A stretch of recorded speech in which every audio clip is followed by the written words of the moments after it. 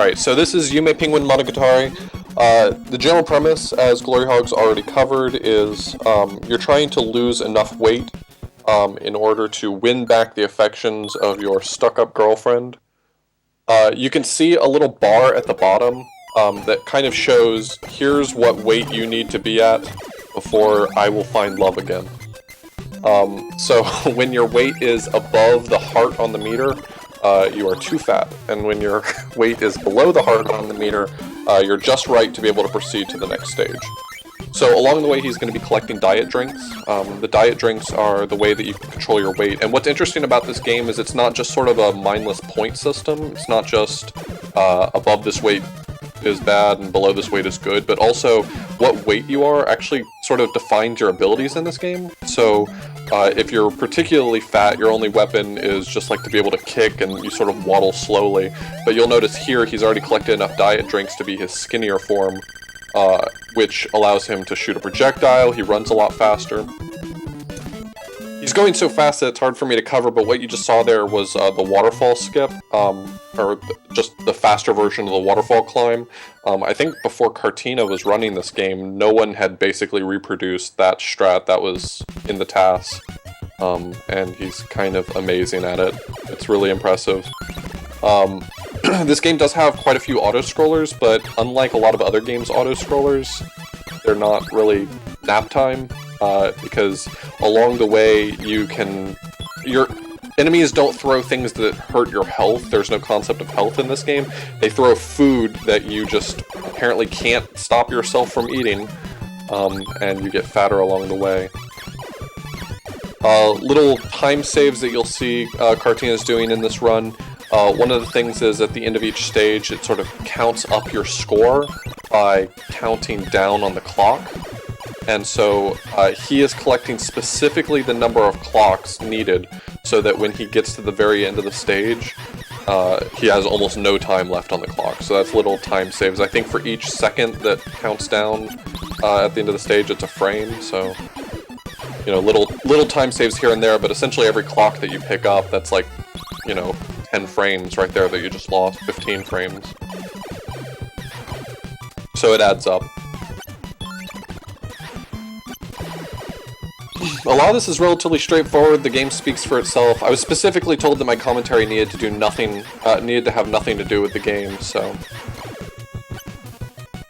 How do you like the adorable fat penguins? He seems to have a similar judo kick to Garfield.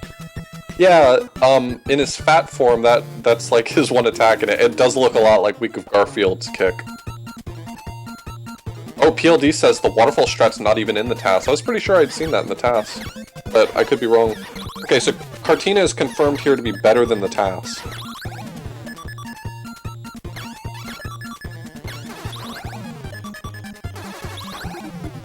This game's really interesting because at first glance it wouldn't really seem speedrunnable, but a lot of the boss fights really present some interesting challenges. It's one of those games that sort of feels like it's on rails for a lot of the game, but you really can make huge strides in improving the time in this game.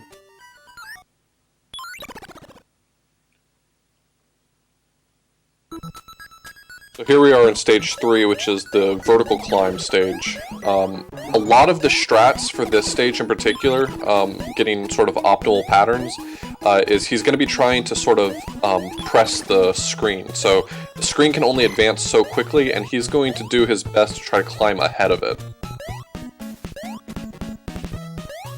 The further ahead of the screen that he gets, sort of the better he's able to control what patterns, platforms, and enemies give him. So that's kind of the key to doing well on this stage, is pressing the screen, forcing it to advance faster than it otherwise would be able to. It seems kind of unfair that he's being punished for getting fat in a world where the mountains are giant wedding cakes. Yes, yeah. I mean, it's not like his fault. I mean, you know, I guess he could just stop eating, but we've all had problems in our... I mean, everyone has their vice, right? It's not narcotics or anything, at least. But, I mean, it's not his fault that this girl's new boyfriend is force-feeding him rice balls.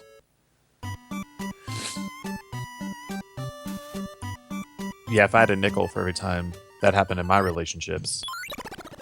We've all been there.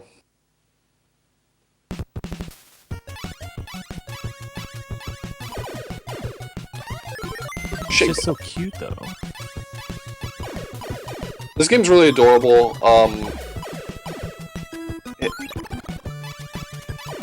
So there's a lot of little stages like this where it's on rails. I mean, really all you can do as far as speeding it up is try to avoid transformations. So there's some instances where you'll see him sort of either collect more or fewer diet drinks in order to prevent the number of shape-up messages he gets, because you'll see that the autoscroller freezes every time he gets one of those notifications.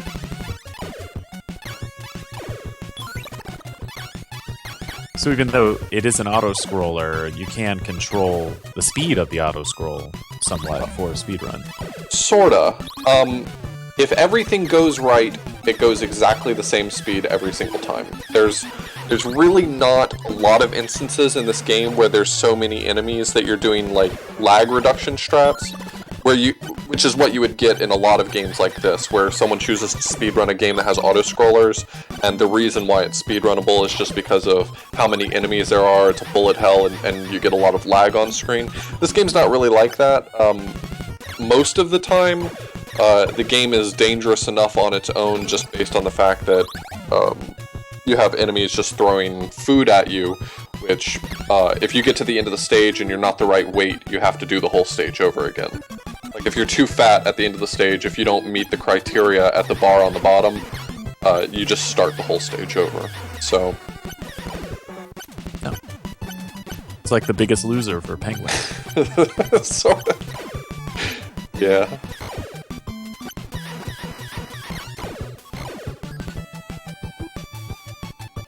This game is just so cute and fun. It's sad that it has such a negative story. Yeah, the colors and the layout, the game almost looks like you could eat it.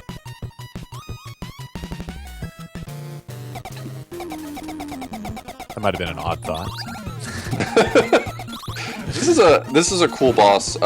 He subdivides as you attack him, and the way you sort of control his the way you kill the subdivisions is really interesting.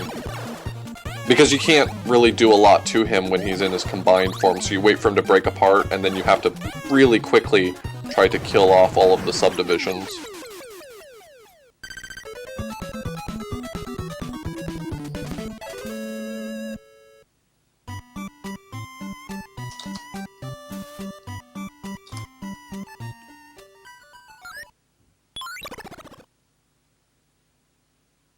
If this is the stage, yeah, this is the stage I'm thinking of.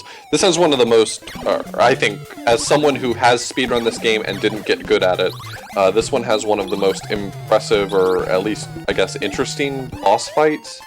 Because it's extremely straightforward.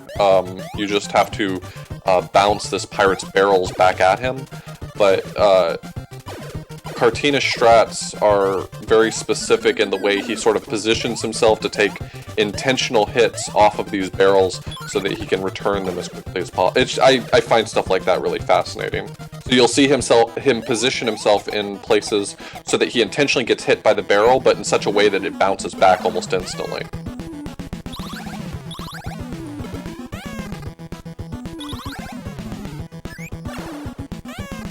Yeah, that's also from the Taz as well, right? I'm not sure. Everything I know about the TAS has been ruined at this point because PLD told me that the water ball strat wasn't in there. If I had a nickel for every time PLD told me I was wrong about something and he was right, I well, had a lot of nickels. Hard to say PLD's wrong. He's almost always right.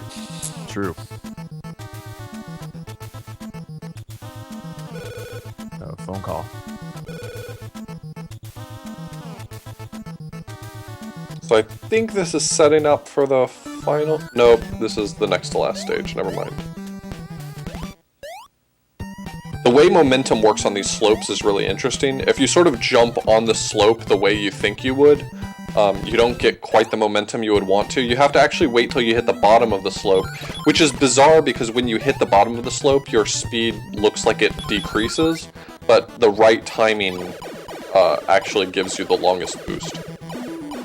So in this fight, this is the last fight here, you can't finish, or you don't want to finish this fight if you don't have the right weight, because you don't get the right ending if you complete this fight overweight still. She stays with her new boyfriend instead of coming back to you. So if you're the wrong weight, you have to sit here and wait for him to feed you enough diet drinks to get low enough, and then you can finish off the boss. I would just point out that, hey, I might be a little fat, but at least I don't wear a goofy top hat. Maybe she would change her mind. At least I didn't invest all this money in a stupid spaceship. Our kids could go to college for the money from that spaceship. So now we get the cute ending where Penguin's back with his stuck-up girlfriend who apparently will only love him unless he eats rice balls. And he doesn't need the seatbelt extender in their plane. So. That's good. Maybe that was the issue all along. She was just sad that they couldn't both fit in the plane together. It was her one dream in life. Like, I would date you, but I have this plane. My father bought it for me. This just goes to show, kids, that as long as you're vain and shallow, you too can have someone play 7 stages to try to win you back. Mm-hmm.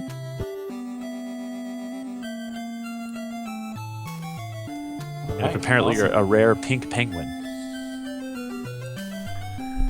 This is an awesome game. Go follow Cartina Cow. He is still fighting for the sub 10. Unless he got the sub 10 recently, did he? I thought he... think he has the 10-minute flat rights. Okay. Yeah. Well, watch him fight for the sub 10, because watching him play this game is like watching a painting. Cartina is a very entertaining streamer, no doubt. And Cartina's thanks again, an awesome Author streamer. Blues, for more great commentary. Take it easy, guys. Thank you.